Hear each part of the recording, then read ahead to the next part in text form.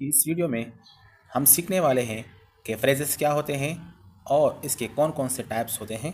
दोस्तों, competitive exam में इस टॉपिक से अक्सर 3-4 एमसीक्यूज आ जाते हैं, तो ये टॉपिक इंतहाई इंपॉर्टेंट है। वीडियो को एंड तक देखें और वीडियो के एंड में पूछे जाने वाले क्वेश्चन का जवाब आपने लाजमी देना है। तो चलो शुरू करते हैं। फ्रेज आपके पास होता है ग्रुप ऑफ वर्ड्स। ये आपके पास ग्रुप ऑफ वर्ड्स होता है, ग्रुप ऑफ वर्ड्स होता है जो कि कंप्लीट सेंटेंस नहीं होता। ये आपके पास कंप्लीट सेंटेंस नहीं बनाता, ये आपके पास कंप्लीट सेंस नहीं देता। तो इसलिए ग्रुप ऑफ वर्ड्स, ऐसा ग्रुप ऑफ वर्ड्स जो कि कंप्लीट सेंटेंस ना हो तो उसको हम फ्रेज कहते हैं। फॉर एग्जांपल हम कहेंगे ओवर द वॉल। ये आपके पास एक ग्रुप ऑफ वर्ड्स है, लेकिन इसमें सब्जेक्ट प्लस प्रेडिकेट का कॉम्बिनेशन नहीं होता, सब्जेक्ट प्लस प्रेडिकेट का कॉम्बिनेशन नहीं होता। तो इसलिए इसको ये जो है ये कंप्लीट सेंटेंस नहीं बनाता, जस्ट ग्रुप ऑफ वर्ड्स होता है। Over the wall, under the chair, under the chair. इसी तरह ब्यूटीफुल बॉय, ब्यूटीफुल बॉय। और इसी तरह मज़ीद भी आपके पास फ्रेजेस के टाइप्स हो सकते हैं। ये आपके पास तमाम क्या है, फ्रेजेस है, क्योंकि ये ग्रुप ऑफ वर्ड्स है और ये आपके पास कंप्लीट सेंटेंस नहीं होते। फ्रेज के मेनली 5 टाइप्स है।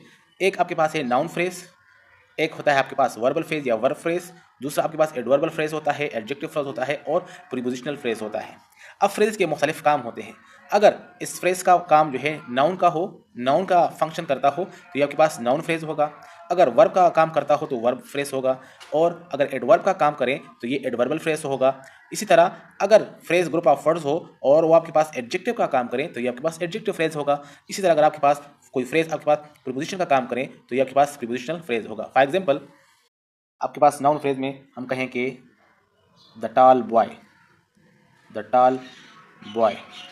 अब यहाँ पर देखें, ये आपके पास नाउन का काम करता है, ये आपके पास नाउन का काम करता है, तो इसलिए इसको हम कहेंगे नाउन फ्रेज कहेंगे। इसी तरह वर्ब में आपके पास क्या होगा, वर्बल फ्रेज में क्या होगा, रनिंग फास्ट हम लगा सकते हैं, रनिंग फास्ट, रनिंग फास्ट। तो यहाँ पर ये आपके पास क्या है, ये वर्ब का काम करेगा, रनिंग फास्ट। इस तरह और भी आपके पास ग्रुप ऑफ वर्ड्स होंगे जो कि वर्ब के काम करेंगे। एडवर्ब फ्रेज में आप लगा सकते हैं कि इन ए हरी, इन ए हरी यानी जल्दी में। इसी तरह in slow motion, in slow motion आप कह सकते हैं। तो ये भी आपके पास ग्रुप ऑफ वर्ड्स है। आप और भी आप ग्रुप ऑफ वर्ड्स लगा सकते हैं जो कि एडवर्ब का काम करेंगे, बिहाइंड द स्क्रीन या behind the camera, behind the screen या बिहाइंड द कैमरा। ये भी आपके पास ग्रुप ऑफ वर्ड्स है जो कि एडवर्ब का काम करेंगे। ये आपको बताएंगे कि ये काम जो हुआ है ये कहाँ पर हुआ है, तो एज एडवर्ब ये यूज़ होंगे।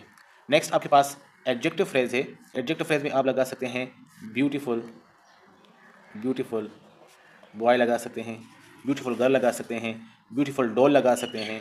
इसी तरह आप और भी इसके साथ ग्रुप ऑफ वर्ड बना सकते हैं जो कि एज ए एडजेक्टिव इस्तेमाल हो गए तो उसको हम एडजेक्टिव फ्रेज कहेंगे। वर्ड्स होंगे लेकिन उनका काम जो है वो सेंटेंस में एडजेक्टिव का होगा, तो उन ग्रुप ऑफ वर्ड्स को हम एडजेक्टिव फ्रेज कहेंगे। हो सकता है red doll, red doll, blue doll, ठीक है। तो ये एज एडजेक्टिव यूज़ हो रहा है तो हम इसको एडजेक्टिव फ्रेज कहेंगे। नेक्स्ट आपके पास है प्रीपोजिशनल फ्रेज। जैसे कि नाम से जाहिर हो रहा है कि इसमें प्रीपोजिशन होगा, तो ये ग्रुप ऑफ वर्ड जो है अक्सर जो है ये आपके साथ स्टार्ट होगा, प्रीपोजिशन स्टार्ट होगा। जैसे कि over the wall, under the chair, under the chair. और इसी तरह कोई भी आपके पास यहाँ पर प्रीपोजिशन होगा, साथ में इसके साथ कोई और वर्ड होगा, तो ये सब मिलकर, ये सब फ्रेज, तो ग्रुप ऑफ वर्ड्स मिलकर प्रीपोजिशन का काम करेंगे, तो इसको हम कहेंगे प्रीपोजिशनल फ्रेज कहेंगे। तो इस तरह हम सेंटेंस में इसकी क्लासिफिकेशन कर सकते हैं। ये सेंटेंस से हमें पता चलेगा कि ये कौन सा फ्रेज का टाइप है। अगर नाउन का काम कर रहा हो तो नाउन फ्रेज होगा, अगर वर्ब का काम करेंगे तो वर्ब फ्रेज होगा, अगर सेंटेंस में एडवर्ब का फंक्शन करता हो तो ये आपके पास एडवर्ब फ्रेज होगा, ठीक है। इसी तरह अगर आपके पास ये एडजेक्टिव का रोल अदा करे तो ये आपके पास एडजेक्टिव फ्रेज होगा, और अगर सेंटेंस में ये प्रीपोजिशन का काम करें तो ये आपके पास प्रीपोजिशन फ्रेज होगा। जैसे कि over the wall, under the wall, ये आपके पास प्रीपोजिशन फ्रेज होगा। ये रहे आपके 4 सेंटेंसेस, और आप आइडेंटिफाई करें कि इसमें कौन सा टाइप यूज़ हुआ है। आज की इस वीडियो में हम सीखेंगे कि क्लासेस किसे कहते हैं, सेंटेंस और क्लास में क्या फ़र्क होता है, और साथ में हम ये भी सीखेंगे कि डिपेंडेंट और इंडिपेंडेंट क्लास में क्या फ़र्क है और इनको हम आसानी के साथ किस तरह पहचानेंगे। तो चलो शुरू करते हैं आज की वीडियो। तो क्लासेस को हम आसान अल्फाज में इस तरह भी कह सकते हैं कि ये हमारे पास एक मिनी सेंटेंस होता है, एक छोटा सेंटेंस होता है। For example, the patient had died before the doctor केम। अब इसमें आप देखें तो ये आपके पास पूरा का पूरा क्या है, सेंटेंस कहलाएगा, जबकि इस सेंटेंस के दरमियान में, इस सेंटेंस में के अंदर दो छोटे छोटे सेंटेंस मौजूद है। ये ऑलरेडी एक सेंटेंस है, ये भी एक सेंटेंस है, द पेशेंट हैड डाइड। इस तरह ये भी आपके पास सेंटेंस है, बिफोर द डॉक्टर केम, ये भी आपके पास सेंटेंस है। तो इस सेंटेंस के अंदर दो सेंटेंस है, इस सेंटेंस के अंदर मिनी दो सेंटेंस है। तो इन छोटे सेंटेंस को हम क्लास कहते हैं। क्लास का कंसेप्ट तभी डेवलप होता है जब आपके पास एक कंपाउंड या कम्प्लेक्स सेंटेंस होगा, उसके अंदर भी सेंटेंस होंगे, तो उन छोटे छोटे सेंटेंस को हम फिर क्लास कहते हैं।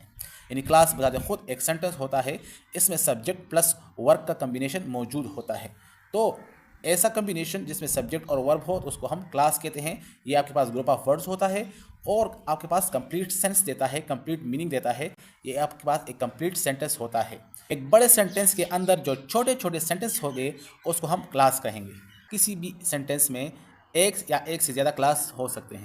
Example, although it was raining but he went to school. अब ये आपके पास एक कंप्लीट सेंटेंस है जिसके अंदर दो सेंटेंस मौजूद है। ऑल्दो इट वाज रेनिंग, ये आपके पास एक सेंटेंस मौजूद है, तो सेंटेंस के अंदर दूसरा सेंटेंस है, तो ये हमारे पास क्लास हो जाएगा।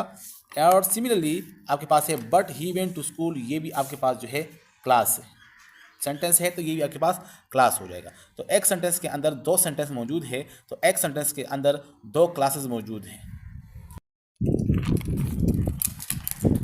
तो उम्मीद है यहाँ तक तो आपको क्लासेस की समझ आ गई होगी कि क्लासेस क्या होते हैं। वही आपके पास क्लास एक छोटा सेंटेंस होता है, एक मिनी सेंटेंस होता है जो कि एक बड़े सेंटेंस के अंदर मौजूद होता है। अब बढ़ते हैं क्लासेस की दो मेन टाइप्स की तरफ। एक है डिपेंडेंट क्लास और दूसरा है इंडिपेंडेंट क्लास। डिपेंडेंट क्लास आपके पास एक ऐसा सेंटेंस होता है which can not stay alone. Class जो किसी और क्लास पर डिपेंड करता हो तो उस क्लास को हम डिपेंडेंट क्लास कहते हैं। यानी ये क्लास जो है डिपेंडेंट क्लास होगा, किसी और क्लास के साथ इसका रिलेशन होगा। फॉर एग्जाम्पल, आपके पास इस क्लास को आप देखते हैं, बिफोर द डॉक्टर केम। ये क्लास जो है डिपेंडेंट क्लास है, इस पर डिपेंड कर रहा है। द पेशेंट हैड डाइड को अगर हम रिमूव कर देंगे बिफोर द डॉक्टर केम, तो ये इसका मतलब सही नहीं निकलेगा। बिफोर द डॉक्टर केम तो इसका मतलब सही नहीं आएगा। तो इसलिए हम कहते हैं कि ये आपके पास डिपेंडेंट क्लास है, इस क्लास पर ये डिपेंड करता है। इसी तरह डिपेंडेंट क्लासेस के मज़ीद एग्जांपल्स मौजूद है। When I arrived at the party everyone was already dancing. तो जो बोर्ड लिखा हुआ है when I arrived at the party, ये जो सेंटेंस है ये डिपेंडेंट क्लास है, डिपेंड कर रहा है दूसरे क्लास पर। Second, although it was raining we decided to go for a walk. ये जो ऑल्दो इट वाज रेनिंग है ये भी डिपेंडेंट क्लास है, ये भी जो है which can not stay alone, ये भी आपके पास अकेला खड़ा नहीं हो सकता। Number 3, because she studied hard, ये अभी आपके पास डिपेंडेंट क्लास है। If you finish your homework आपके पास डिपेंडेंट क्लास है, क्लास दूसरे सेंटेंस पर डिपेंड करता है।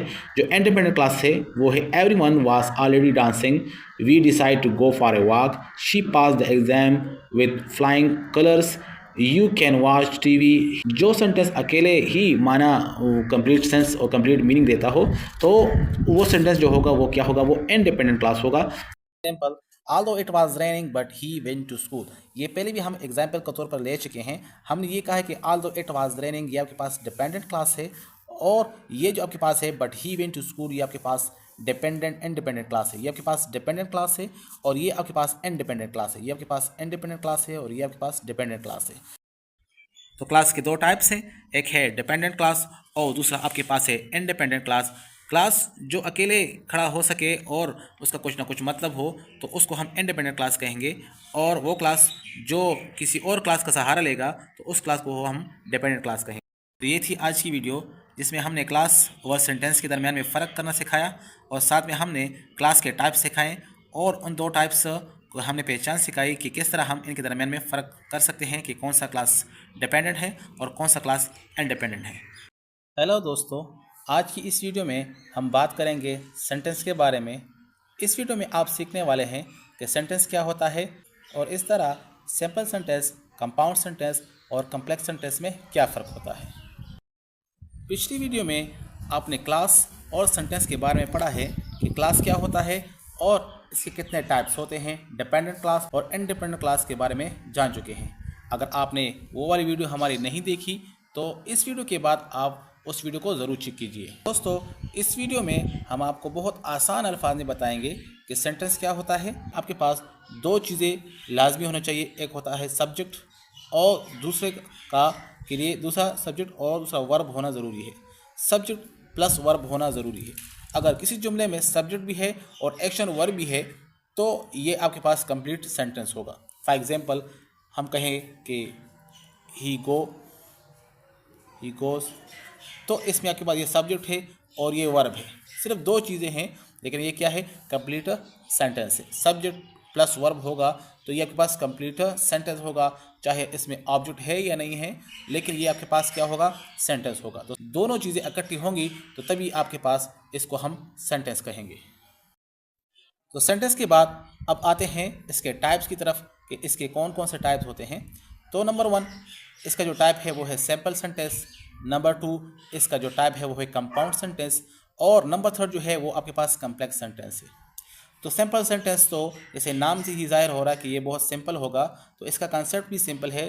जिस तरह आपके पास ये जो सेंटेंस है इसमें एक सब्जेक्ट और एक एक्शन वर्ब होगा तो ये आपके पास सिंपल सेंटेंस होगा, यानी इसमें आपके पास एक ही क्लास होगा।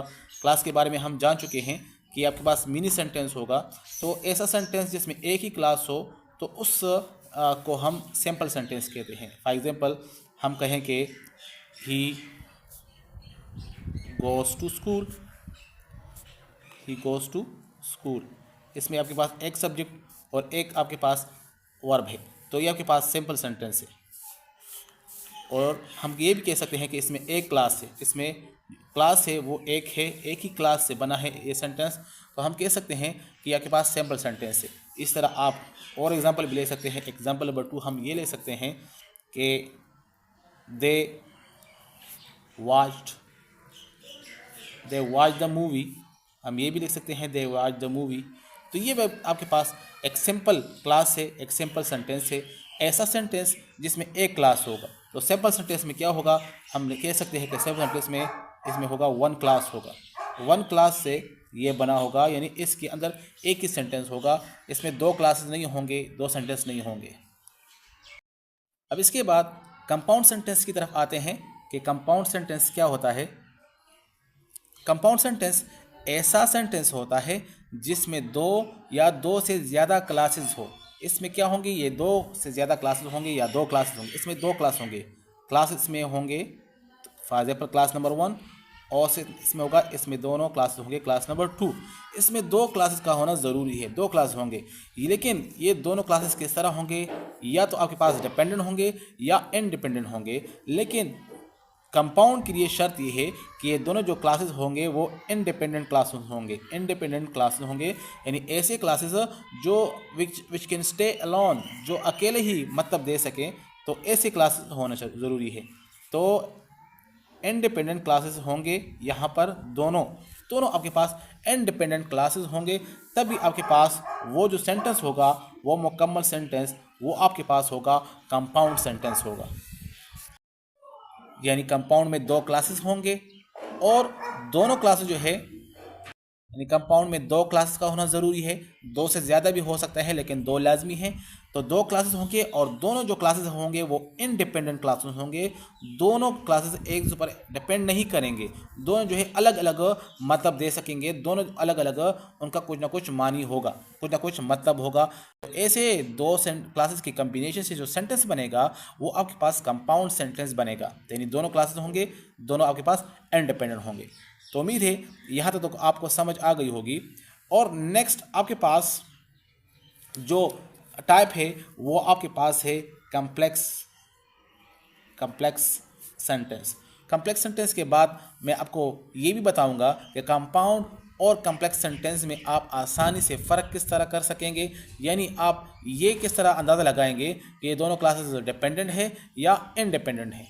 तो कम्प्लेक्स सेंटेंस की तरफ आते हैं। तो कम्प्लेक्स सेंटेंस आपके पास ऐसे सेंटेंस होगा, यहाँ पर भी आपके पास दो क्लासेस का होना ज़रूरी है, class number 1 and class number 2। दोनों क्लासेस होंगे और इसमें एक क्लास जो होगा वो डिपेंडेंट होगा और एक क्लास जो है वो इंडिपेंडेंट होगा। तभी आपके पास जो सेंटेंस बनेगा वो आपके पास कम्प्लेक्स सेंटेंस बनेगा। एक जो है डिपेंडेंट होगा और एक आपके पास इंडिपेंडेंट होगा। तो दोस्तों आपको पता है कि जब भी दो सेंटेंस या दो क्लास आपस में जो है इकट्ठे होते हैं तो इसके लिए जो यूज़ होते हैं जो वर्ड्स उसको हम कंजंक्शन कहते हैं, यानी में मिलाने वाले वर्ड्स। यहाँ पर भी आपके पास कंजंक्शन होंगे, कंजंक्शन। तो हम कंजंक्शन को देखेंगे और कंजंक्शन से हमें पता चलेगा कि कौन से जो क्लास है वो डिपेंडेंट है और कौन सा क्लास जो है इंडिपेंडेंट है। तो याद रखें, जब भी आपके पास कंजंक्शन में आपके पास FANBOY ये वाले कंजंक्शन आ जाए, इसके बारे में आपको पता होगा। F से मुराद होगा फॉर, A से मुराद होगा एंड, N से मुराद होगा नॉर, O से मुराद होगा आर, B से मुराद होगा बट और Y से मुराद होगा येट।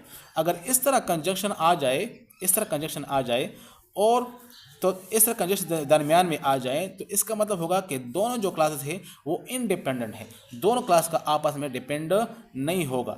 ये इस तरह क्लासेस आ जाए, इस तरह जो है कंजंक्शन आ जाए, ये वाला कंजंक्शन आ जाए तो समझ लाए कि दोनों जो क्लासेस है वो आपके पास इंडिपेंडेंट क्लास है। न ये डिपेंड करता है और न ये डिपेंड करता है, दोनों क्लास जो है इंडिपेंडेंट है। इसी तरह अगर आपके पास इसके अलावा इस तरह कंजंक्शन आ जाए, जिस तरह आपके पास आ जाए वाइल आ जाए, व्हेन आ जाए, व्हेन आ जाए, सो आ जाए, देयरफॉर आ जाए, वाइल आ जाए, बिकॉज आ जाए, ऑल्दो आ जाए, एटसेट्रा। इसके अलावा भी ऐसे कंजंक्शन जो इसमें ना आते हो, तो ऐसे तमाम कंजंक्शन अगर आ जाएं तो ये आपके पास जो दो क्लासेस होंगे वो दोनों आपके पास जो है इसमें एक डिपेंडेंट होगा और एक इंडिपेंडेंट होगा। मैंने 3 एग्जांपल्स दिए हैं, 3 सेंटेंस लिए हैं। अब हम देखेंगे कि इसमें कौन सा जो क्लास है यूज़ हुआ है और कौन से कंजंक्शन यूज़ हुए हैं। तो देखिए, although it was raining, although it was raining, यहाँ तक जो है ये कंप्लीट सेंटेंस है। एंड इसके बाद काम है she went to the school, she went to school, यहाँ से लेकर यहाँ तक दूसरा क्लास स्टार्ट हुआ है। तो इसमें जो कंजंक्शन यूज़ हुआ है ऑल्दो, ऑल्दो यूज़ हुआ है। कंजंक्शन हो तो वो क्लास जो है ये डिपेंडेंट क्लास की पहचान होगी। ये आपके पास जो है डिपेंडेंट क्लास है, ये आपके पास डिपेंडेंट क्लास है और ये आपके पास इंडिपेंडेंट क्लास है, क्योंकि इसमें जो कंजंक्शन यूज़ हुआ है वो आपके पास ऑल्दो यूज़ हुआ है। वो है कि Asad is a good boy, Asad a good boy, यहाँ से लेकर यहाँ तक एक क्लास है। और बट ए बैड प्लेयर, यहाँ से लेकर यहाँ तक इस ये दूसरा क्लास स्टार्ट हो रहा है, दूसरा सेंटेंस है but a good but a bad player. तो ये जो बट इसमें जो कंजंक्शन है, कंजंक्शन वो आपके पास फैन बॉय से है। तो ये इस तरह के कंजंक्शन जब भी यूज़ होंगे तो ये जो आपके पास है, ये देखें, ये आपके पास जब भी आपके पास होंगे तो ये भी आपके पास इंडिपेंडेंट होगा और ये भी आपके पास इंडिपेंडेंट होगा, क्योंकि इसमें फैन बॉय वाले यूज़ हुए हैं। तो मैंने कहा कि जब भी आपके पास फैन बॉय जैसे कंजंक्शन यूज़ होंगे तो दोनों क्लासेस जो है वो इंडिपेंडेंट होंगे, दोनों क्लास आपके पास इंडिपेंडेंट होंगे। तो देखिए यहाँ पर आपके पास बट यूज़ हुआ है तो ये भी आपके पास ये भी इंडिपेंडेंट है और ये भी इंडिपेंडेंट है। तो इसका मतलब है कि ये जो सेंटेंस है ये आपके पास कंपाउंड सेंटेंस है, इंडिपेंडेंट होगा, दूसरा भी इंडिपेंडेंट होगा, तो वो सेंटेंस जो है वो कंपाउंड होगा। और किस तरह डिपेंडेंट और इंडिपेंडेंट का अंदाज़ा लगाएंगे, इससे इस कंजंक्शन से अंदाज़ा लगाएंगे क्लास इंडिपेंडेंट है या डिपेंडेंट है। अगर इसके अलावा कोई कंजंक्शन यूज़ होगा तो वो इसका मतलब होगा कि दोनों क्लास इंडिपेंडेंट नहीं है, इसमें एक डिपेंडेंट होगा और एक इंडिपेंडेंट होगा। थर्ड नंबर आपके पास है the patient had died before the doctor केम। तो यहाँ से लेकर यहाँ तक आपके पास एक क्लास है और यहाँ से लेकर यहाँ तक आपके पास दूसरा क्लास है। अब देखें इसमें कंजंक्शन को सा यूज़ हुआ है तो कंजंक्शन आपके पास ये वाला यूज़ हुआ है। तो ये देखिए ये फैन बॉय में ये वाला कंजंक्शन नहीं है, तो इसका मतलब है कि इसमें एक डिपेंडेंट होगा और एक इंडिपेंडेंट होगा। तो इसमें इंडिपेंडेंट क्लास कौन सा होगा जिसके साथ कंजंक्शन यूज़ हुआ है, ये वाला कंजंक्शन, ये वाला कंजंक्शन है जिसमें बिफोर, बिकॉज, ऑल्दो इस तरह कंजंक्शन यहाँ पर आते हैं। तो इसका मतलब है कि ये आपके पास जो क्लास है ये आपके पास डिपेंडेंट क्लास है और ये आपके पास जो क्लास है ये आपके पास इंडिपेंडेंट क्लास है। तो एक क्लास डिपेंडेंट है और दूसरा क्लास इंडिपेंडेंट है। तो इसका मतलब होगा कि ये वाला जो सेंटेंस होगा ये आपके पास कम्प्लेक्स सेंटेंस होगा। जब भी आपके पास ऐसा का सेंटेंस हो जिसमें दो क्लासेस हो और दोनों इंडिपेंडेंट हो तो वो आपके पास कंपाउंड होगा। अगर एक डिपेंडेंट है और एक इंडिपेंडेंट है तो ये आपके पास कॉम्प्लेक्स सेंटेंस होगा। अब अंदाज़ा किस तरह लगाएंगे कि कौन सा क्लास डिपेंडेंट है और कौन सा क्लास इंडिपेंडेंट है? तो जब भी आपके पास फैन बॉय जैसे कंजक्शन आ जाए तो हमेशा आपके पास दोनों सेंटेंस जो होंगे वो आपके पास इंडिपेंडेंट होंगे। ये इंडिपेंडेंट की पहचान होगी और उस पूरे सेंटेंस को हम कंपाउंड सेंटेंस कहेंगे। इसी तरह अगर आपके पास इन कंजक्शन के अलावा इस तरह के कंजक्शन आ जाए या इसके अलावा भी कोई और कंजक्शन आ जाए, क्लास की पहचान होगी। तो जब डिपेंडेंट क्लास होगा एक, दूसरा इंडिपेंडेंट क्लास होगा, तो डिपेंडेंट और इंडिपेंडेंट क्लास हमेशा एक साथ होते हैं। तो अगर आपके पास एक क्लास डिपेंडेंट होगा तो इसके साथ एक क्लास आपके पास इंडिपेंडेंट भी होगा। तो जब एक डिपेंडेंट होगा इस तरह के कंजक्शन आएंगे, एक डिपेंडेंट दूसरा इंडिपेंडेंट, तो दोनों क्लास मिलकर क्या बनाएंगे? कम्प्लेक्स सेंटेंस बनाएंगे। होता है जीरो कंडीशनल, दूसरा होता है फर्स्ट कंडीशनल, थर्ड होता है आपके पास सेकंड कंडीशनल और फोर्थ होता है थर्ड कंडीशनल। ये कंडीशनल के 4 टाइप्स होते हैं। कंडीशनल सेंटेंस किसे कहते हैं? तो सबसे पहले हम कंडीशनल सेंटेंस के बारे में पढ़ते हैं कि कंडीशनल सेंटेंस होता क्या है। तो दोस्तों, इससे पहली वीडियो में हमने सेंटेंस के टाइप्स के बारे में पढ़ा था और उन टाइप्स में एक टाइप था कम्प्लेक्स सेंटेंस। तो अगर आप कम्प्लेक्स सेंटेंस को जानते हैं तो आप कंडीशनल सेंटेंस को भी आसानी से जान जाएंगे। तो चलो हम कम्प्लेक्स सेंटेंस के बारे में बताते हैं। ऐसा सेंटेंस जिसमें 2 क्लास हो, एक क्लास नंबर 1। पहले वीडियो में भी डिस्क्राइब कर चुके हैं कि कम्प्लेक्स सेंटेंस में आपके पास 2 क्लास होते हैं, एक होता है क्लास नंबर 1, दूसरा होता है क्लास नंबर 2। इन दोनों क्लासेस में एक होता है डिपेंडेंट क्लास जो कि डिपेंड करता है, डिपेंडेंट क्लास, और दूसरा होता है आपके पास इंडिपेंडेंट क्लास। कम्प्लेक्स सेंटेंस और कंडीशनल सेंटेंस में फ़र्क क्या है कि ऐसा कम्प्लेक्स सेंटेंस जिसमें जो डिपेंडेंट क्लास होगा उसमें जो कंजंक्शन यूज होंगे वो सिर्फ आपके पास इफ़ का यूज होगा। इफ़ यानी एक क्लास में आपके साथ इफ़ यूज होगा और उस क्लास को हम कहेंगे इफ़ क्लास। इस क्लास को हम कह देंगे इफ़ क्लास। यानी एक क्लास के साथ आपके साथ इफ़ यूज होगा जो कि डिपेंडेंट क्लास होगा। हम एग्जाम्पल लिखते हैं, if it rains, if it rains, if it ends, I will not go to school. I will not go to school. हम कहते हैं if it rains, I will not go to school. तो ये आपके पास complex sentence भी है और complex sentence में कंडीशनल सेंटेंस है, क्योंकि यहाँ पर जो कंजंक्शन यूज़ हुआ है वो आपके पास एक स्पेसिफिक कंजंक्शन है, इफ़ यूज़ हुआ है। और ये क्लास आपके पास डिपेंडेंट क्लास है और ये क्लास आपके पास इंडिपेंडेंट क्लास है। डिपेंडेंट और इंडिपेंडेंट क्लास की पहचान किस तरह कर सकेंगे, इससे पहले वीडियो में हम ये बयान कर चुके हैं, जिसमें आपके साथ जो कंजक्शन यूज होगा वो इफ़ होगा।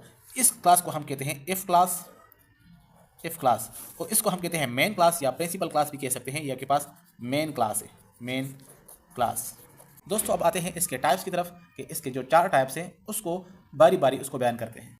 तो दोस्तों, इसका जो पहला टाइप है वो है जीरो कंडीशनल सेंटेंस या जीरो कंडीशनल।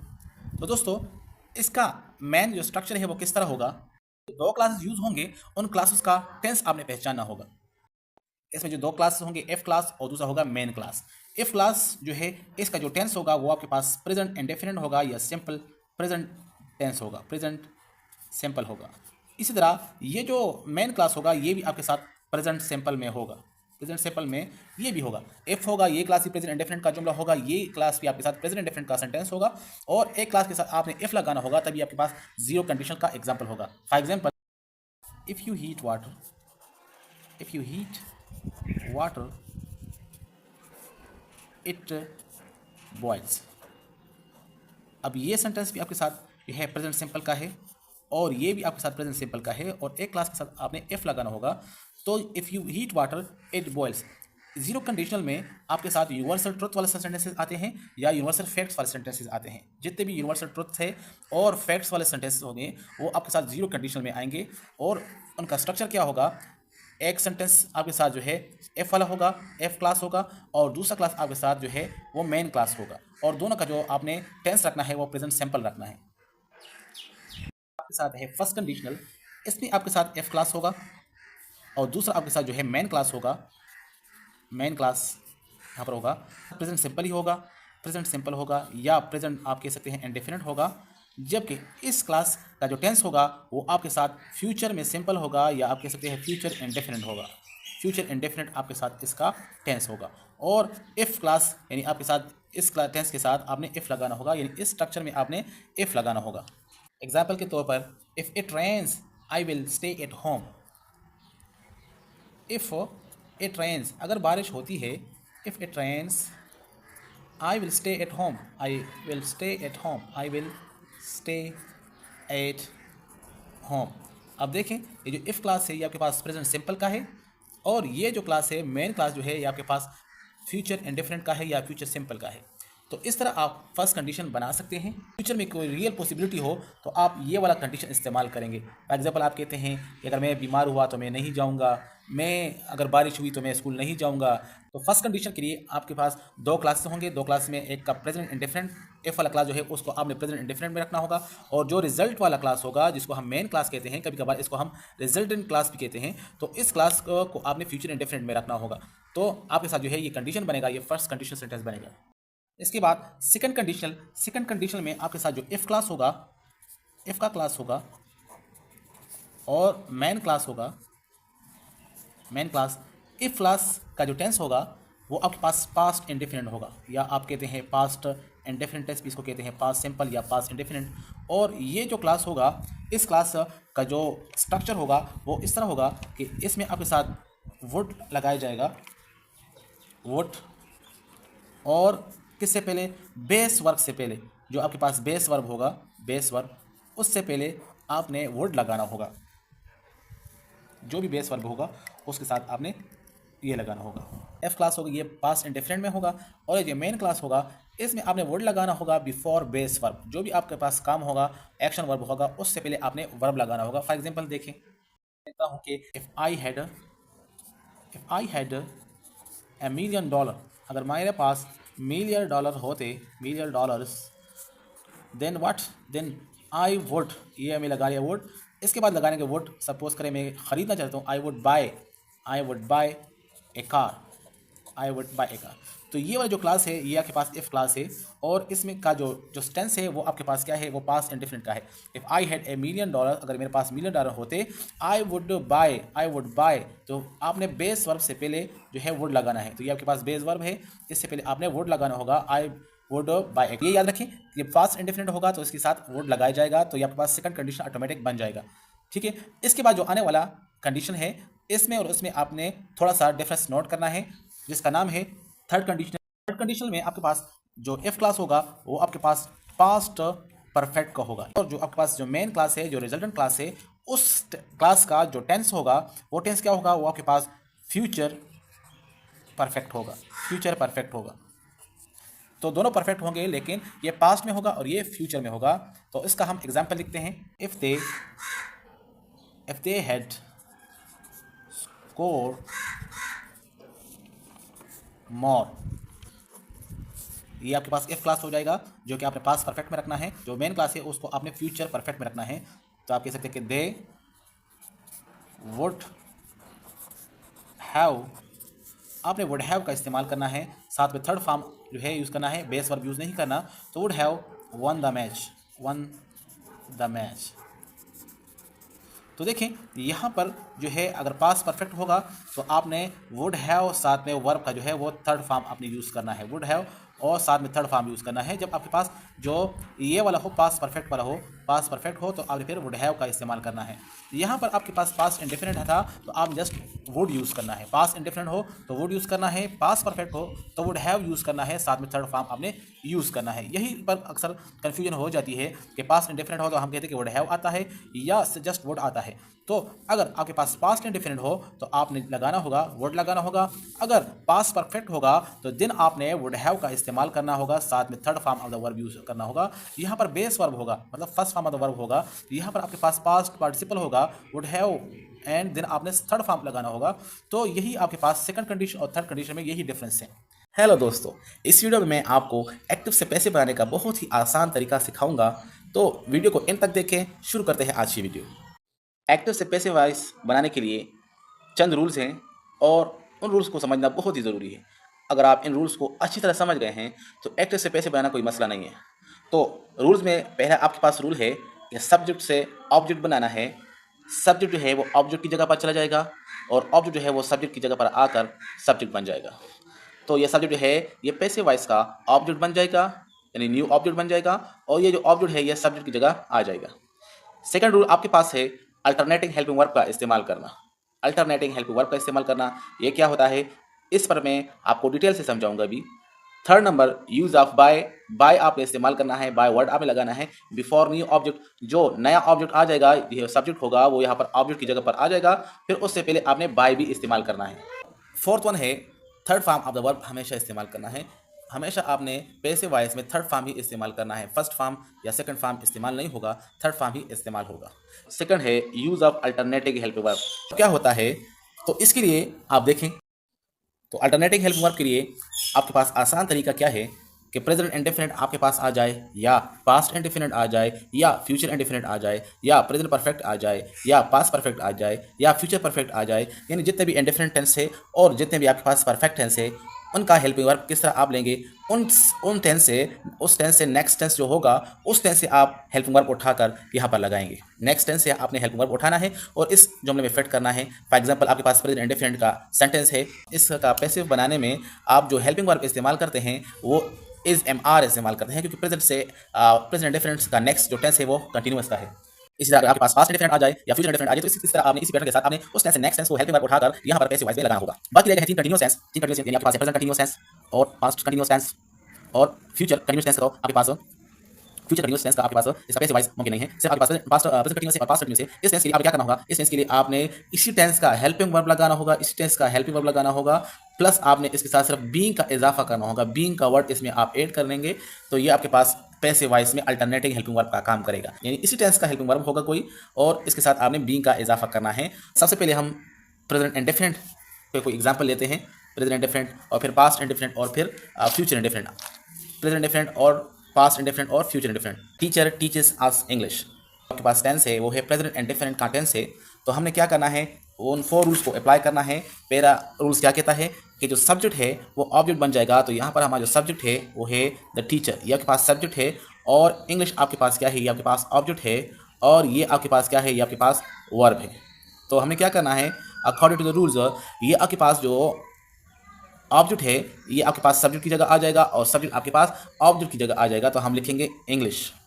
इंग्लिश। इसके बाद हेल्पिंग वर्ब का नंबर होता है, लेकिन हमें यूज करना है अल्टरनेटिंग हेल्पिंग वर्ब। तो याद रखें, मैंने आपको बताया था कि जब आपके पास जितने भी इंडेफिनिट है और जितने भी परफेक्ट टेंसेस आ जाए, उस टेंस से आपने नेक्स्ट टेंस के बारे में सोचना है कि उस टेंस में हेल्पिंग वर्ब क्या होता है, तो वही हेल्पिंग वर्ब आपने इस्तेमाल करना होगा। तो यहाँ पर आपके पास जो प्रेजेंट इंडेफिनिट टेंस है, इससे जो नेक्स्ट टेंस है वो क्या होगा, वो कंटीन्यूअस का टेंस है, प्रेजेंट कंटीन्यूअस। तो उस प्रेजेंट कंटीन्यूअस में आपके पास इज यूज होता है, या एम यूज होता है, या आर यूज होता है। तो अब देखें कि इंग्लिश के साथ कौन सा फिट होता है, तो इंग्लिश के साथ इज फिट होता है, तो हम लगाएंगे इंग्लिश इज। तो हमने नेक्स्ट टेंस से हेल्पिंग वर्ब को उठा लिया है और यहाँ पर इस्तेमाल कर लिया है, तो बन जाएगा इंग्लिश इज। इसके बाद हमने वर्ब इस्तेमाल करना है, सब्जेक्ट और हेल्पिंग वर्ब, और फिर वर्ब का नंबर होता है। तो वर्ब इसके आपके पास क्या होगा, वर्ब आपके पास टीचेस, लेकिन टीच का आपके पास फर्स्ट फॉर्म, सेकंड फॉर्म और थर्ड फॉर्म क्या होता है, तो होता है thought, TOUGHT। English is thought. इसके बाद मैंने आपको बताया था कि क्या करना है, use of by before new object, यानी इसके बाद हमें लगाना है द टीचर लगाना है, लेकिन इससे पहले आप लगाना है बाय इस्तेमाल करना है, और यहाँ पर लगाना है बाय द टीचर।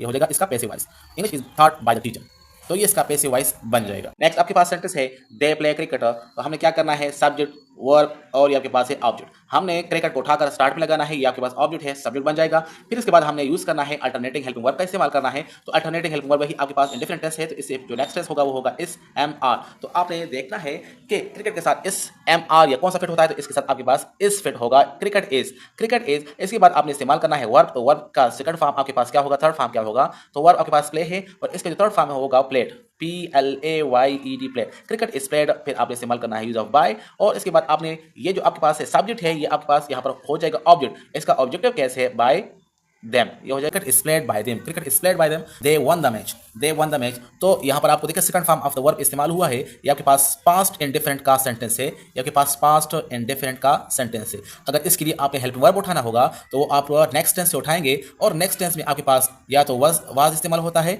या वर यूज होता है, यानी प्रेजेंट यानी पास्ट कंटिन्यूअस टेंस का कोई हेल्पिंग वर्ब आपने उठाना है। तो देखें, फिर आपके पास ये सब्जेक्ट है, ये आपके पास वर्ब है, और ये आपके पास ऑब्जेक्ट है, तो आपने इसको उठाकर स्टार्ट में लगाना है, यानी बन जाएगा दी मैच, और इसके बाद आपने लगाना है वर्ब का इस्तेमाल करना है। तो देखें, मैच के साथ वर्स या वर्ब कौन सा फिट होता है, तो ये हो जाएगा वास, द मैच वास। थर्ड फॉर्म, तो ये आपके पास विन वन और वन हो जाएगा, इसका थर्ड फॉर्म भी वन है, विन वन और वन। तो ये इसका फर्स्ट फॉर्म विन है, सेकंड फॉर्म और थर्ड फॉर्म इसका वन वन है, तो हम लगाएंगे द मैच वाज वन, और फिर आप लगाना है यूज ऑफ बाय, तो बाय इस्तेमाल करना है, और ये जो आपके पास है सब्जेक्ट है, ये आपने एंड में लगाना है, लेकिन इसका ऑब्जेक्टिव केस होगा them, bye them. He painted this house, तो आपने इस्तेमाल करना है इसको ऑब्जेक्ट की जगह पर वर्ब है और इसका सेकंड फॉर्म और थर्ड फॉर्म दोनों है। और दिस हाउस की जगह आपने क्या लगाना है, इस को लगाना है, यानी इसको आपने स्टार्ट लगाना है, लगा लेंगे दिस हाउस और इसके बाद वर्ब का नंबर होता है। ये भी आपके पास वही पास्ट इंडेफिनिट का सेंटेंस है, तो इसमें आप या वाज लगाएंगे या वर्ब लगाएंगे। दिस हाउस वाज और वर्ब का थर्ड फॉर्म इस्तेमाल करेंगे तो पेंट और पेंटेड इसका थर्ड और सेकंड फॉर्म है। इस तरह ये हो जाएगा दिस हाउस वाज पेंटेड, फिर आपने बाय इस्तेमाल करना है आखिर में, यानी ऑब्जेक्ट से पहले जब ऑब्जेक्ट आएगा, ऑब्जेक्ट नंबर है ही है तो ही का जो ऑब्जेक्ट फॉर्म है वो है हिम, बन जाएगा him. This house was painted by him. इसके बाद है they will celebrate A party. तो दे आपके पास सब्जेक्ट है, या आपके पास हेल्पिंग वर्ब है, या आपके पास वर्ब है और या आपके पास ऑब्जेक्ट है। सबसे पहले हम लगाएंगे, इसको बना लेंगे, स्टार्ट पे लगा लेंगे, ये आपके पास हो जाएगा सब्जेक्ट बन जाएगा, ये हो जाएगा ए पार्टी। और ये जो आपके पास टेंस है, ये आपके पास फ्यूचर इंडेफिनिट का टेंस है, फ्यूचर इंडेफिनिट का टेंस है। और एक से जो नेक्स्ट टेंस होगा वो फ्यूचर कंटिन्यूअस का होगा। तो फ्यूचर कंटिन्यूअस में आपके पास विल बी और या शैल बी का इस्तेमाल होगा। तो आपने देखना है कि इसमें आपने क्या करना है, आपने इससे जो नेक्स्ट टेंस वाला हेल्पिंग वर्ब होगा वो इस्तेमाल करना होगा। तो ये बन जाएगा विल बी हम इस्तेमाल कर लेंगे, विल बी। इसके बाद हमें लगाना है वर्ब, लेकिन वर्ब का थर्ड फॉर्म हमने पैसिव वॉइस में इस्तेमाल करना है। तो सेलिब्रेट का जो थर्ड फॉर्म होगा वो होगा सेलिब्रेटेड, तो सेलिब्रेटेड आप लगा लेंगे, सेलिब्रेटेड। तो ये हो जाएगा ए पार्टी विल बी सेलिब्रेटेड। इसके बाद हम लगाएंगे बाय का इस्तेमाल करना है और लास्ट में हम ऑब्जेक्ट बनाएंगे, इससे हम ऑब्जेक्ट बना लेंगे, ये हो जाएगा बाय देम बन जाएगा। तो इसी तरह ये इसका पैसिव वॉइस बन जाएगा। अल्टरनेटिंग हेल्पिंग वर्ब को अगर आप समझ गए हैं तो सारे टेंस के जो पैसिव वॉइस है वो एक ही तरह बनते हैं। और उसके लिए आपके पास अल्टरनेटिंग हेल्पिंग वर्ब किस तरह आप लेंगे कि प्रेजेंट इंडेफिनिट हो, पास्ट इंडेफिनिट हो, फ्यूचर इंडेफिनिट हो, प्रेजेंट परफेक्ट हो, पास्ट परफेक्ट हो, फ्यूचर परफेक्ट हो, यानी 6 टेंसेस ये हो जाएंगे, 3 परफेक्ट और 3 इंडेफिनिट। तो इनका सेम तरीके से जो है हम अल्टरनेटिंग हेल्पिंग वर्ब का इस्तेमाल करते हैं। इसकी इस second part of the video में हम मजीद टेंसेस का पैसिव वॉइस बनाना सीखेंगे। तो चलो शुरू करते हैं आज की वीडियो। दोस्तों रूल्स तो सभी को याद होंगे, जो रूल हमने फर्स्ट पार्ट में बताए थे कि सब्जेक्ट से ऑब्जेक्ट बनाना, use of alternating helping verb, use of by और third form of the verb. ये रूल्स यहाँ भी अप्लाई होंगे, वो सभी के लिए ये रूल्स कॉमन हैं, सेम है। तो वीडियो के फर्स्ट पार्ट में हमने बताया था कि आप प्रेजेंट इंडेफिनिट, पास्ट इंडेफिनिट हो और जितने भी इंडेफिनिट टेंसेस है इनका हेल्पिंग वर्ब आप नेक्स्ट टेंस से लेंगे, या आपके पास परफेक्ट टेंस हो, 3 परफेक्ट टेंस हो, तो उन सब का आप जब हेल्पिंग वर्ब इस्तेमाल करेंगे तो वो नेक्स्ट टेंस से आप हेल्पिंग वर्ब लेंगे, इसका अल्टरनेटिंग हेल्पिंग वर्ब बन जाएगा। तो वही रूल्स को दोबारा मैं रिपीट कर रहा हूँ, परफेक्ट हो, पास्ट परफेक्ट हो, फ्यूचर परफेक्ट हो, यानी जितनी परफेक्ट टेंसेस है वो हो, तो उनका अल्टरनेटिंग हेल्प के लिए आप क्या करेंगे, नेक्स्ट टेंस से आपने हेल्पिंग वर्ब को उठाना है और बन जाएगा इसका अल्टरनेटिंग हेल्पिंग वर्ब। तो अब इन सेंटेंसेस का पैसिव वॉइस बनाता है। तो सबसे पहले आपको पता है कि ये आपके पास सब्जेक्ट है जो कि ऑब्जेक्ट की जगह पर चला जाएगा, ये आपके पास हेल्पिंग वर्ब है, इसकी जगह हम लगाएंगे अल्टरनेटिंग हेल्पिंग वर्ब। ये आपके पास थॉट है, टीचर का थर्ड फॉर्म है थॉट, और ये आपके पास इंग्लिश है जो कि आपके पास ऑब्जेक्ट है। ये आपके पास सब्जेक्ट, हेल्पिंग वर्ब, वर्ब और ऑब्जेक्ट। ये आपके पास टेंस कौन सा है, टेंस को आपने पहचाना है कि कौन सा टेंस है। तो the teacher have thought English, ये आपके पास है प्रेजेंट परफेक्ट टेंस है आपके पास। तो इससे जो नेक्स्ट टेंस होगा वो है प्रेजेंट कंटिन्यूअस, जहाँ पर हेल्पिंग वर्ब इस्तेमाल होते हैं, has, have, been helping verb इस्तेमाल होते हैं। तो हमने हेल्पिंग वर्ब हैज़ बीन या हैव बी का इस्तेमाल करना है। तो सबसे पहले आपने क्या करना है, हमारे पास चाहिए सब्जेक्ट। ये जो आपके पास सब्जेक्ट है, आपके पास ये जो ऑब्जेक्ट है ये बन जाएगा सब्जेक्ट, हम लगाएंगे इंग्लिश, इंग्लिश हो जाएगा यहाँ पर इंग्लिश। फिर हम लगाएंगे हेल्पिंग वर्ब का नंबर है, तो या हैज़ लगाएंगे, हैज़ बीन या हैव बीन, तो ये सिंगुलर है तो आप लगाएंगे has been, English has been. इसके बाद हम लगाएंगे वर्ब, और वर्ब हमें लगाएंगे थर्ड फॉर्म। तो आपके पास यहाँ पर जो वर्ब है वो है थॉट, वर्ब है आपके पास थॉट, तो ये तो थर्ड फॉर्म है ऑलरेडी, तो हम लगाएंगे थॉट। फिर आप लगाना है बाय, और द टीचर को आप लगाना है एंड में, तो ये इसका बन जाएगा ऑब्जेक्ट बन जाएगा, English has been thought by the teacher. तो ये आपके पास इसका पैसिव वॉइस बन जाएगी अकॉर्डिंग टू द रूल। इसी तरह सेकंड आपके पास है, ये आपके पास सब्जेक्ट है, सब्जेक्ट हेल्पिंग वर्ब, ये आपके पास है वर्ब जो कि थर्ड फॉर्म है, और ये आपके पास ऑब्जेक्ट है। तो इसको स्टार्ट में लगाएं तो ये बन जाएगा द क्रिकेट, और इसके बाद नंबर होगा हेल्पिंग वर्ब का। तो हेल्पिंग वर्ब क्या है, यहाँ पर हेल्पिंग वर्ब हैव है, और ये जो टेंस आपके पास है ये भी आपके पास वही प्रेजेंट परफेक्ट टेंस है, तो परफेक्ट कंटिन्यूअस इसका हेल्पिंग वर्ब को उठाना है, हैज़ बीन या हैव बीन का इस्तेमाल करना है, बिल्कुल इस तरह। तो द क्रिकेट हैज़ बीन लगाएंगे, हैज़ बीन, ये क्रिकेट के साथ हैज़ बीन लगता है, the cricket has been played by, और लास्ट में आपने इसको बनाना है ऑब्जेक्ट, तो यह बन जाएगा बाय देम बन जाएगा। इसी तरह they had won the match, तो ये आपके पास है सब्जेक्ट, हेल्पिंग वर्ब, वर्ब और ऑब्जेक्ट। तो स्टार्ट में लगाना है द मैच, और फिर आप लगाना है अल्टरनेटिव हेल्पिंग वर्ब। ये आपके पास जो टेंस है ये आपके पास पास्ट परफेक्ट है, पास्ट परफेक्ट। और इससे जो नेक्स्ट टेंस है वो आपके पास है पास्ट परफेक्ट कंटिन्यूअस, जिसमें हेल्पिंग वर्ब हैड बीन होता है। तो हम लगाएंगे द मैच हैड बीन, और इसके बाद होता है वर्ब का नंबर होता है, तो यहाँ पर व्हेन वन और वन होता है, ये थर्ड फॉर्म ऑलरेडी इस्तेमाल हुआ है, तो हम लगाएंगे won. The match had been won, और फिर इस्तेमाल करेंगे यूज ऑफ बाय, और ये आपके पास सब्जेक्ट है तो ये बन जाएगा यहाँ पर ऑब्जेक्ट बन जाएगा देम बन जाएगा ये। इसी तरह लास्ट वन इसमें है they will have celebrated A party.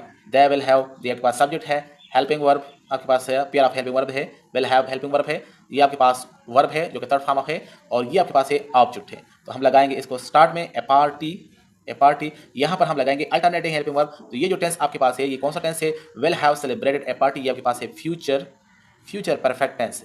तो इससे जो नेक्स्ट टेंस होगा वो होगा फ्यूचर परफेक्ट कंटिन्यूअस। तो इस टेंस के लिए आप क्या करेंगे, विल हैव बीन या शैल हैव बीन का आप विल हैव बीन या शैल हैव बीन आप लगाएंगे। तो ए पार्टी विल हैव बीन हम लगाएंगे विल हैव बीन। इसके बाद आप क्या करेंगे, आप लगाएंगे वर्ब यहाँ पर ऑलरेडी सेलिब्रेटेड जो है third form of the verb इस्तेमाल हुआ है, तो आप लगाएंगे सेलिब्रेटेड, और फिर इसके बाद आप लगाएंगे क्या, ऑब्जेक्ट लगाएंगे। ऑब्जेक्ट क्या हो जाएगा, THE, ऑब्जेक्ट क्या होगा, देम हो जाएगा, तो हो जाएगा देम, और बाय का इजाफा आप लगाना है तो बाय आप यहाँ लगाएंगे। A party will have been celebrated by them, a party will have been celebrated by them. तो इस तरह ये जो है पैसिव वॉइस में कन्वर्ट हो जाएंगे। तो इस वीडियो में हमने मज़ीद 3 टेंसेस का पैसिव वॉइस बनाना सीखा। जो इसका रूल हमने पहले वीडियो में बताए थे, उसी रूल के मुताबिक हमने मज़ीद 3 टेंसेस का पैसिव वॉइस बनाया है। प्रेजेंट परफेक्ट, पास्ट परफेक्ट और फ्यूचर परफेक्ट का हमने पैसिव वॉइस बनाया है। नेक्स्ट वीडियो में हम जो मज़ीद 2 टेंसेस है उनका पैसिव वॉइस बनाएंगे। हम कोशिश करेंगे कि हम उसमें मज़ीद नेक्स्ट वीडियो में हम मज़ीद 2 टेंसेस का पैसिव वॉइस बनाएंगे, और इसके साथ हम कोशिश करेंगे कि हम उस वीडियो में आपको ये भी सिखाएं कि अगर कोई सेंटेंस क्वेश्चन में आ जाए तो उसका पैसिव वॉइस किस तरह बनेगा। तो आज के लिए इतना ही। उम्मीद है आपको ये वीडियो बहुत पसंद आई होगी। अगर आपको ये वीडियो पसंद आई है तो लाइक कीजिए, कमेंट कीजिए। अगर आप हमारे चैनल पर नए हैं तो सब्सक्राइब कीजिए। Thanks for watching. हेलो दोस्तों, आज की इस वीडियो में हम मज़ीद 3 टेंसेस का पैसिव वॉइस बनाना सीखेंगे। इससे पहली वीडियो में हमने 6 टेंसेस का पैसिव वॉइस बनाना सीखा था। इससे पहले वीडियो में हमने 6 टेंसेस का पैसिव वॉइस बनाना सीखा है, और आज की इस वीडियो में हम मज़ीद 3 टेंसेस का पैसिव वॉइस बनाना सीखेंगे। तो जैसे कि मैंने पहले 2 वीडियो में रूल्स बताए थे, वही रूल्स मैंने दोबारा लिखे हैं कि जब भी आप एक्टिव वॉइस से पैसिव वॉइस में कन्वर्ट करेंगे तो इसके लिए आपके पास रूल होंगे। पहला रूल आपके पास ये है कि जो सब्जेक्ट है वो ऑब्जेक्ट की जगह पर चला जाएगा इस तरह, और ऑब्जेक्ट जो है वो सब्जेक्ट की जगह पर आ जाएगा। सब्जेक्ट से यहाँ पर ऑब्जेक्ट पर आएगा तो सब्जेक्ट का ऑब्जेक्टिव केस लगा लेंगे, वो आसान होगा। यूज़ ऑफ बाय हम इस्तेमाल करेंगे। हम जब भी पैसिव वॉइस लिखेंगे तो उसमें आपको बाय का वर्ड नज़र आएगा, वो बाय आपने इस्तेमाल करना होगा, और वो बाय हमेशा जो है वो ऑब्जेक्ट से आगे आएगा। बिफोर ऑब्जेक्ट आपने इस्तेमाल करना होगा इस बाय को, before object. Third form of the verb आप लगाएंगे। इसके बाद वर्ब का जब नंबर आएगा तो आपने वर्ब की जगह थर्ड फॉर्म लगाना होगा। थर्ड फॉर्म ऑफ वर्ब हमेशा पैसिव वॉइस में इस्तेमाल होगा। ये रूल्स मैं वही रूल बता रहा हूँ जो पहले और सेकंड वीडियो में मैं बता चुका हूँ। दोबारा मैं उसको रिपीट कर रहा हूँ ताकि कोई ऐसा हो जिन्होंने पहली और सेकंड वीडियो ना देखी हो, ताकि उसको भी ये वीडियो समझ में आ जाए।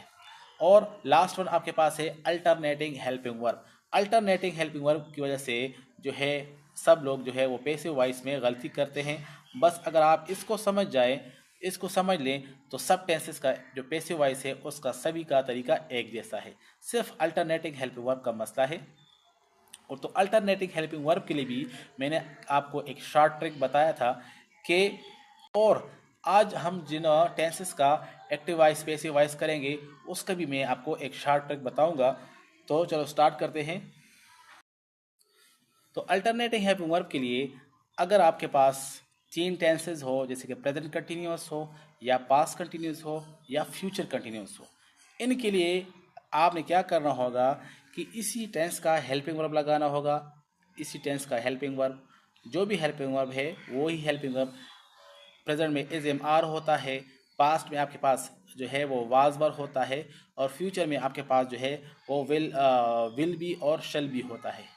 तो वही हेल्पिंग वर्ब आपने लगाना होगा, लेकिन साथ में इसमें आपने क्या करना होगा, बी ई आई एन जी का इजाफा करना होगा, यानी बीइंग वर्ड का आपने इजाफा करना होगा।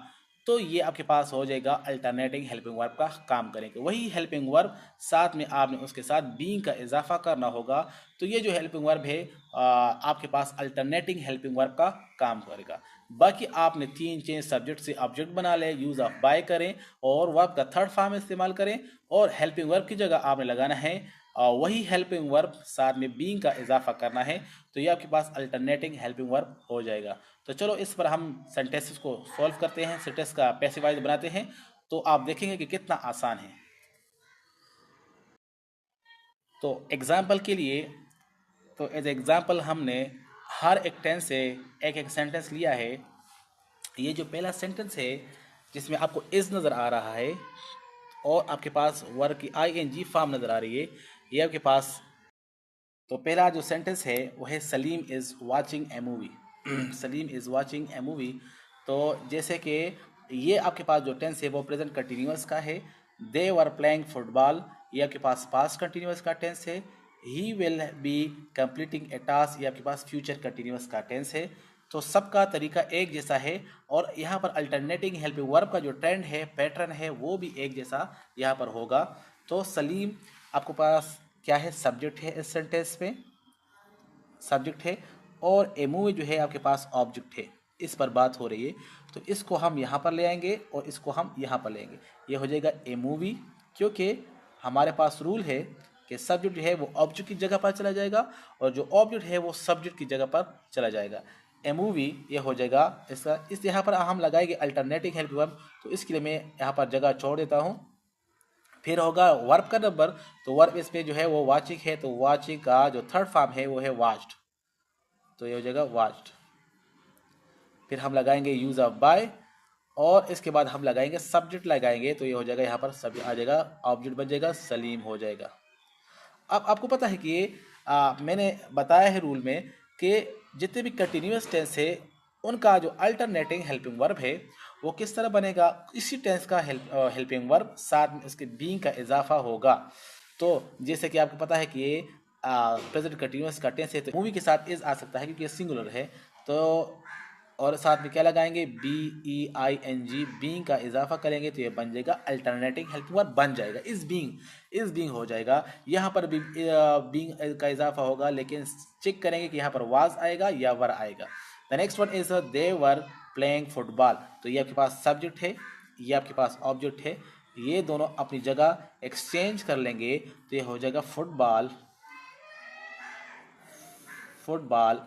और फिर हम लगाएंगे यहाँ पर अल्टरनेटिंग हेल्पिंग वर्ब लगाएंगे, फिर वर्ब का नंबर होता है तो वर्ब इसमें प्लेइंग है तो ये हो जाएगा प्लेड, इसका थर्ड फॉर्म हो जाएगा प्लेड, प्लेड। तो इसके बाद हम लगाएंगे बाय लगाएंगे, और ये जो ऑब्जेक्ट है ये सब्जेक्ट है, यहाँ पर ऑब्जेक्ट बन जाएगा, लेकिन इसका ऑब्जेक्टिव केस होगा देम। तो फुटबॉल यहाँ पर हमने अल्टरनेटिंग हेल्पिंग वर्ब के लिए जगह छोड़ी है, मिसिंग है। तो देखिए फुटबॉल के साथ वास फिट होता है या वर, यहाँ पर तो वर था लेकिन ये वर जो है प्लूरल नाउन के साथ आता है, यहाँ पर वाज है, आ जाएगा वाज आ जाएगा, क्योंकि ये फुटबॉल है तो इसके साथ सिंगुलर आ सकता है। तो फुटबॉल वाज, साथ में लगाएंगे being, B E I N G, तो ये बन जाएगा इसका पैसिव वॉइस बन जाएगा, football was being played by them, तो ये इसका पैसिव वॉइस बन जाएगा। इसी तरह फ्यूचर कंटिन्यूअस है तो इसमें विल बी या शिल भी इस्तेमाल होता है, लेकिन इसके साथ अगर आप इसका अल्टरनेटिव हेल्पिंग वर्ब बनाएंगे तो साथ में बी का इजाफा करेंगे। तो लेकिन इसके साथ हम क्या करेंगे, सब्जेक्ट जो है वो ऑब्जेक्ट की जगह पर आ जाएगा, तो ये सब्जेक्ट है और ए टास्क जो है वो ऑब्जेक्ट है, तो ए टास्क जो है वो स्टार्ट में आ जाएगा और फिर आ जाएगा यहाँ पर अल्टरनेटिव हेल्पिंग वर्ब की जगह होगी। फिर वर्ब का नंबर होता है तो वर्ब इस पर कंप्लीटेड यानी कंप्लीटेड हो जाएगा, कंप्लीटेड हो जाएगा। इसके बाद जो है वो ऑब्जेक्ट का नंबर होता है तो वो ही से हम लगाएंगे, तो ही का जो ऑब्जेक्टिव केस है वो है हिम। तो a task is dash completed, और साथ में हमने यहाँ से बाय को छोड़ दिया तो बाय लगाएंगे, बाय ऑब्जेक्ट से पहले हम बाय लगाएंगे। यहाँ पर हम अल्टरनेटिव हेल्पिंग वर्ब लगाएंगे तो ए टास्क के साथ हम विल बी हम लगाएंगे और साथ में हम बीइंग का इजाफा करेंगे तो BEING हम लगाएंगे। अपना हेल्पिंग वर्ब इसका बी था, विल बी इस यहाँ पर भी फिट हो रहा है तो विल बी और साथ में हम बीइंग लगाएंगे तो a task will be being completed by him, तो ये इसका पैसिव वॉइस बन जाएगा। दोस्तों ये थे हमारे प्रेजेंट कंटिन्यूअस और पास्ट कंटिन्यूअस और फ्यूचर कंटिन्यूअस के पैसिव वॉइस। मज़ीद जो 3 टेंसेस रहते हैं उनका पैसिव वॉइस नहीं बन सकता। वो कौन से टेंसेस है? वो है आपके पास प्रेजेंट परफेक्ट कंटिन्यूअस, एक है पास्ट में पास्ट परफेक्ट कंटिन्यूस और एक है फ्यूचर में फ्यूचर परफेक्ट कंटिन्यूस। इनका पैसिव वॉइस नहीं बनता, इनका पैसिव वॉइस यूज़ नहीं होता और इनका पैसिव वॉइस बनता भी नहीं है। अब मैं इन शॉर्ट आपको दोबारा ये अल्टरनेटिंग हेल्पिंग वर्ब वाला ट्रेंड समराइज़ करता हूँ। बाकी काम आसान है लेकिन हो सकता है कि आप लोग इसमें कंफ्यूज हो जाएं, तो दोबारा मैं इसको ज़रा समराइज़ करता हूँ। तो प्रेजेंट इंडेफिनिट अगर आपके साथ आ जाए, present indefinite, past indefinite, future indefinite यानी तीनों इंडेफिनिट आपके साथ आ जाए या तीनों परफेक्ट टेंस आ जाए, तो इनका अल्टरनेटिव हेल्पिंग वर्ब आप नेक्स्ट टेंस से लेंगे। जैसे कि पहले और सेकंड वीडियो में हम ये एक्सप्लेन कर चुके हैं। दोबारा मैं इसको ज़रा समराइज़ कर रहा हूँ, इसको दोबारा रिपीट कर रहा हूँ कि इनका अल्टरनेटिव हेल्पिंग वर्ब आपने क्या करना होगा, नेक्स्ट टेंस से आप लेंगे। ये नेक्स्ट इसका जो प्रेजेंट इंडेफिनिट है तो आपने लेने होगा प्रेजेंट कंटिन्यूस लेना होगा, पास्ट इंडेफिनिट है तो आपने लेना होगा पास्ट कंटिन्यूस लेना होगा, अगर फ्यूचर इंडेफिनिट है तो आपने फ्यूचर इंडेफिनिट कंटिन्यूस से लेना होगा, अगर आपके पास प्रेजेंट परफेक्ट है तो आपने प्रेजेंट परफेक्ट कंटिन्यूस से हेल्पिंग वर्ब लेना होगा, अगर आपके पास पास्ट परफेक्ट है तो पास्ट परफेक्ट कंटिन्यूस से लेना होगा, अगर आपके पास फ्यूचर परफेक्ट है तो फ्यूचर परफेक्ट कंटिन्यूस से टेंस हेल्पिंग वर्ब लेना होगा। तो ये इसका अल्टरनेटिव हेल्पिंग वर्ब का तरीका है। अगर आपके पास दूसरा आपके पास जो ट्रेंड है, अगर आपके पास ये कंटिन्यूस टेंसेस हो यानी प्रेजेंट कंटिन्यूस हो, पास्ट कंटिन्यूस हो और फ्यूचर कंटिन्यूस हो, तो आपने फिर क्या करना होगा, इसी टेंस का हेल्पिंग वर्ब लगाना होगा, इसी टेंस का हेल्पिंग वर्ब लगाना होगा, साथ में बीइंग का इजाफा करना होगा, तो ये इसका अल्टरनेटिव हेल्पिंग वर्ब बन जाएगा। अफर्मेटिव सेंटेंस और नेगेटिव इंटरोगेटिव सेंटेंस का पैसिव वॉइस बनाएंगे कि जब आपके पास नेगेटिव सेंटेंस आ जाए या इंटरोगेटिव आ जाए या अफर्मेटिव सेंटेंस आ जाए तो उसका हम पैसिव वॉइस किस तरह बना सकते हैं। चलो देखते हैं, कुछ एग्जांपल लिखते हैं। इंटरोगेटिव क्वेश्चन में पहला सेंटेंस आपके पास है वाज शी प्लेइंग फुटबॉल, तो हमने इसका पैसिव वॉइस बनाना है। तो सबसे पहले आपने टेंस की आइडेंटिफिकेशन करनी है कि ये कौन सा टेंस यूज हुआ है। तो आपके पास है पास्ट कंटिन्यूअस टेंस है। आपको पता है कि जितने भी कंटिन्यूअस टेंस हो उसका अल्टरनेटिव हेल्पिंग वर्ब चूज करने के लिए हम क्या करते हैं कि इसी टेंस का हेल्पिंग वर्ब साथ में हम बीइंग लगा लेंगे। इसको मैंने काफ़ी एक्सप्लेन किया है, वहाँ से आप देख सकते हैं, नहीं तो आप यहाँ से भी सीख सकते हैं कि जितने भी कंटिन्यूअस टेंस है उसमें आपके पास अल्टरनेटिव हेल्पिंग वर्ब के लिए आप टेंस का हेल्पिंग वर्ब साथ में बीइंग का इजाफा करेंगे। तो ठीक है, सबसे पहले हम क्या करेंगे कि इस टेंस का हम पॉजिटिव सेंटेंस का जो है पैसिव वॉइस बनाएंगे। सपोज करें कि आपके पास है सब्जेक्ट है, ये आपके पास वर्ब है और ये आपके पास ऑब्जेक्ट है। तो इस वास को छोड़ दें, शी प्लेइंग फुटबॉल यानी शी वाज प्लेइंग फुटबॉल, आपके शी वाज प्लेइंग फुटबॉल यहाँ पर होता है verb, she was playing football. तो सबसे पहले क्या करें, ऑब्जेक्ट को सब्जेक्ट की जगह पर ले जाएं, हो जाएगा फुटबॉल, फुटबॉल, फिर लगाएंगे यहाँ पर अल्टरनेटिंग हेल्पिंग वर्ब। तो फुटबॉल के साथ या तो इस टेंस का वाज या वर्ब फिट होगा तो यहाँ पर वाज फिट होगा, साथ में हम बीइंग का इजाफा भी करेंगे तो BEING हो जाएगा, फुटबॉल वाज बीइंग। फिर हम लगाएंगे यहाँ पर वर्ब लगाएंगे तो वर्ब का जो थर्ड फॉर्म है वो हो जाएगा प्लेड हो जाएगा इस तरह। और फिर हम लगाएंगे बाय लगाएंगे और फिर हम लगाएंगे ऑब्जेक्ट लगाएंगे, तो ऑब्जेक्ट हम इससे बनाएंगे सब्जेक्ट से बनाएंगे तो ये हो जाएगा बाय हर हो जाएगा। लेकिन आपने इस अल्टरनेटिंग हेल्पिंग वर्ब से पहला जो भी वर्ड होगा उसी को उठाकर आपने स्टार्ट में लगाना होगा, यानी यहाँ पर हो जाएगा was football being played bye हर, तो ये इसका हो जाएगा पैसिव वॉइस बन जाएगा। इस तरह नेक्स्ट आपके पास जो है वो ये सेंटेंस है, तो ये आपके पास सब्जेक्ट है, ये आपके पास वर्ब है, ये आपके पास ऑब्जेक्ट है। तो सब्जेक्ट आप ऑब्जेक्ट की जगह चला जाएगा और ऑब्जेक्ट है वो सब्जेक्ट की जगह पर आ जाएगा, तो हो जाएगा द टास्क, फिर यहाँ पर होगा अल्टरनेटिंग हेल्पिंग वर्ब। तो ये आपके पास जो टेंस है ये कौन सा टेंस है, ये तो कंटिन्यूस का टेंस नहीं है, ये तो आपके पास प्रेजेंट परफेक्ट का टेंस है। और इस तरह टेंसेस के लिए हम जो अल्टरनेटिंग हेल्पिंग वर्ब चूज करते हैं वो नेक्स्ट टेंस से चूज करते हैं। तो नेक्स्ट टेंस में आपके पास जो अल्टरनेटिंग हेल्पिंग वर्ब है वो है हैज़ या हैव बीन यूज होता है नेक्स्ट टेंस, इसे हम अल्टरनेटिंग हेल्पिंग वर्ब लेंगे। तो यहाँ पर टास्क के साथ हैज़ जो है वो फिट होता है, साथ में हम बीन लगाएंगे। यहाँ पर नंबर होता है वर्ब का, तो वर्ब की थर्ड फॉर्म लगाएंगे तो ये हो जाएगा कंप्लीटेड, यहाँ पर हो जाएगा completed, the task has been completed. फिर लगाएंगे बाय लगाएंगे और फिर हम यहाँ पर लगाएंगे ऑब्जेक्ट लगाएंगे, तो ऑब्जेक्ट जो है वो सब्जेक्ट से बनेगा, तो ये हो जाएगा ही का जो ऑब्जेक्टिव फॉर्म है वो है हिम। ठीक है, ये इसकी पॉजिटिव सेंटेंस का बन जाएगा। अगर हम इसको स्टार्ट में लगा लें, यानी इस तरह सेंटेंस हो जाए कि has the task been completed by him, तो ये क्वेश्चन का सेंटेंस बन जाएगा, क्वेश्चन में पैसिव वॉइस बन जाएगा। इसी तरह अगर आपके पास कोई नेगेटिव सेंटेंस हो, सेंटेंस है जिसमें आपके पास नॉट यूज हुआ है, मतलब आपके पास सेंटेंस हो नेगेटिव सेंटेंस है, तो इसका आप किस तरह करेंगे? सबसे पहले आपने देखना है असलम सब्जेक्ट है, ये आपके पास हेल्पिंग वर्ब है, ये आपके पास वर्ब है और ये आपके पास ऑब्जेक्ट है। हमने अपने रूल के मुताबिक देना है, सेंटेंस से नहीं घबराना। रूल क्या कह रहे हैं कि ऑब्जेक्ट से सब्जेक्ट बनाएं, तो फुटबॉल जो है वो स्टार्ट में आ जाएगा, फुटबॉल स्टार्ट में आ जाएगा। कौन सा टेंस है? ये प्रेजेंट कंटिन्यूअस का टेंस है, तो हमने यहाँ पर हेल्पिंग वर्ब प्लस बीइंग का इजाफा करना होगा। इस होता है, साथ में हम बीइंग का इजाफा करेंगे। फुटबॉल इज का थर्ड फॉर्म, तो ये हो जाएगा प्लेड, और फिर हम लगाएंगे बाय। सब्जेक्ट को हम ऑब्जेक्ट की जगह पर ले आएंगे, तो ये बन जाएगा असलम, इसका ऑब्जेक्ट बन जाएगा। Football is being played bye Aslam. लेकिन ये तो नॉट का सेंटेंस है, तो नॉट की जो पोजीशन है उसको याद रखें कि ये हमेशा पहले हेल्पिंग वर्ब के बाद होता है। हर तरह के हर सेंटेंस में पहले हेल्पिंग वर्ब के बाद जो है वो नॉट यूज होता है। तो नॉट हम यहाँ पर लगाएंगे क्योंकि पहला हेल्पिंग वर्ब इज है और फिर उसके बाद बीइंग है, तो हम दरमियान में लगाएंगे, तो हो जाएगा is not being played bye Aslam. इसी तरह हम एफर्मेटिव सेंटेंस का जो है वो पैसिव बनाते हैं। एफर्मेटिव सेंटेंस का पैसिव बनाते हैं, तो उसके लिए मैं एक फार्मूला लिखता हूँ। फॉर एग्जाम्पल आपके पास ये एक सेंटेंस है, ओपन द डोर, तो इसके लिए आपने क्या करना होगा? पहले आपने लगाना होगा लेट लगाना होगा, फिर आपने लगाना होगा जो ऑब्जेक्ट आपके पास हो वो लगाना होगा। तो ऑब्जेक्ट आपके पास क्या है? द डोर आपके पास ऑब्जेक्ट है, लेट द डोर। फिर आपने बी का इजाफा करना होगा, बी लिखना होगा, ये भी लिखना होगा, ये भी आपने खुद से लिखना हो, ये भी लिखना होगा, और फिर आपने वर्ब की थर्ड फॉर्म लगानी होगी। तो यहाँ पर वर्ब क्या है? ओपन है, तो आपने लगाना होगा ओपन लगाना होगा, let the door be open. अब इसका जो है let the door be open, ये इसका पैसिव वॉइस बन जाएगा। लेकिन फार्मूला क्या होगा?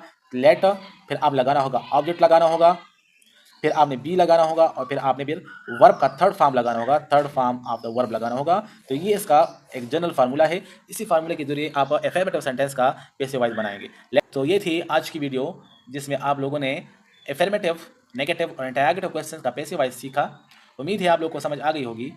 अगर आपको ये वीडियो पसंद आई है तो अपने दोस्तों के साथ शेयर कीजिए, लाइक कीजिए, कमेंट कीजिए। इंशाल्लाह नेक्स्ट वीडियो में हम नेक्स्ट टॉपिक के साथ हाजिर होंगे। तब तक के लिए खुदा हाफिज़। Thanks for watching.